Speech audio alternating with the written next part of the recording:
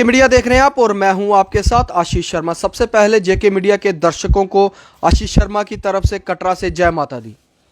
Ropeway का मुद्दा दिन ब दिन गर्माता जा रहा है और अगर हम बात करें तो जब से रोपवे प्रोजेक्ट पर श्राइन बोर्ड ने मोहर लगाई है तब से कटरा में प्रदर्शन देखने को मिल रहे हैं। हमारे साथ प्रभात सिंह मंगली जी हैं।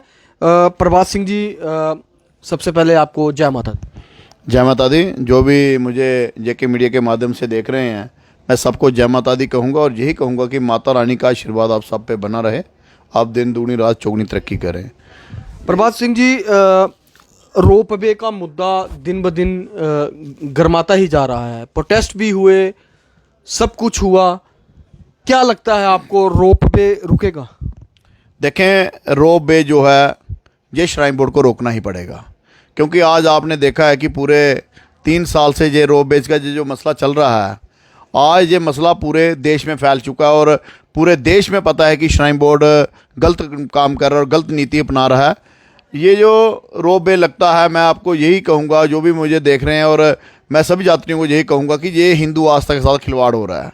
आप लोग अगर दर्शन करने आते हैं, आपको इतिहास का पता ही नहीं चलेगा, मंदिरों का पता ही नहीं चलेगा। जैसे इतिहास में प्राचीन मंदिर बाणगंगा है, या इतिहास के समय माता जी वहाँ से गई थी तो वहाँ माता जी ने बाण मार के गंगा प्रकट की थी। वो बाणगंगा मंदिर एक वो कट होता है और वहाँ से मैं आपको बताऊँ कि लोग गंगा जल भरकर लेके जाते हैं, हज़ारों बीमारियाँ दूर होती हैं।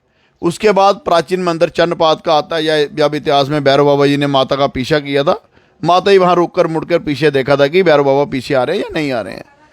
तो वो भी एक मंदिर, प्राचीन मंदिर है, उसको भी ये कट कर रहे हैं। और रही अर्धकुंवारी गर्भ गुफा है, माता जी ने 9 महीने वहाँ पे तपस्या की है।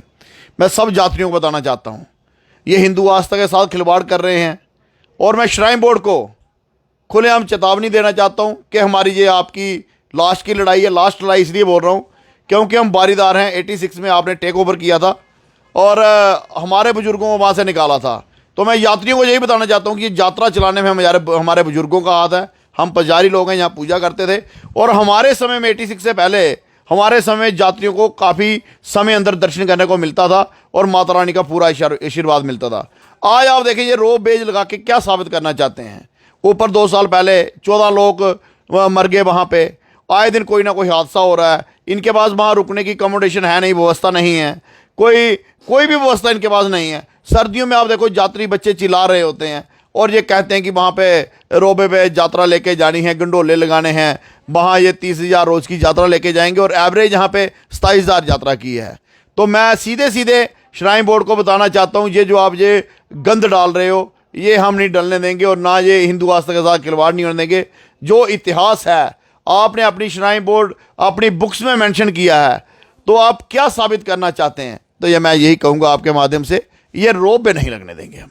ये आपने सीधे सीधा कहा कि हिंदू आस्था के साथ खिलवाड़ है। जो पुराना रास्ता है बाणगंगा अर्धकुंवारी से होते हुए चरण पादुका से होते हुए पहले माता रानी के दरबार में जो भी यात्री आता था वहीं से भूमिका मंदिर है। आपने देखा, यहाँ माता ने श्रीधर पंडित जी को कहा था कि आप यहाँ पे एक भंडारा रचाएं, तो वहाँ भैरव बाबा जी को भी निमंत्रण दिया था कि माता जी ने कहा था सबको वहाँ निमंत्रण दो। तो अब तब देखें आप, तब की इतिहास देखें आप, बुक्स में देखें, चाहे जो वीडियो में देखें, फिर पिक्चरों में देखें, वो इतिहास क्या है। माता जी वहाँ साक्षात आई थी, वहाँ भैरव बाबा ने मांस मदरा मांगा था और माता जी ने कहा था आप वेज में जो मर्जी मांगो, नॉन वेज यहाँ नहीं मिलेगा या मदरा वगैरह यहाँ नहीं मिलेगा। तो वहाँ से यात्रा शुरू हुई है। आज उन मंदिरों को इन्होंने बढ़ाना चाहिए, उनको डेवलप करना चाहिए, बाणगंगा को डेवलप करना चाहिए। बाणगंगा जो यहाँ गंगा है उसको डेवलप करना चाहिए। गंगा की आरती होनी चाहिए, अर्धकुंवारी की आरती होनी चाहिए, लाइव चलने चाहिए। मैं ये कहता हूँ कि ये बिल्कुल, आप देखें हरिद्वार जाओ, गंगा की आरती होती है।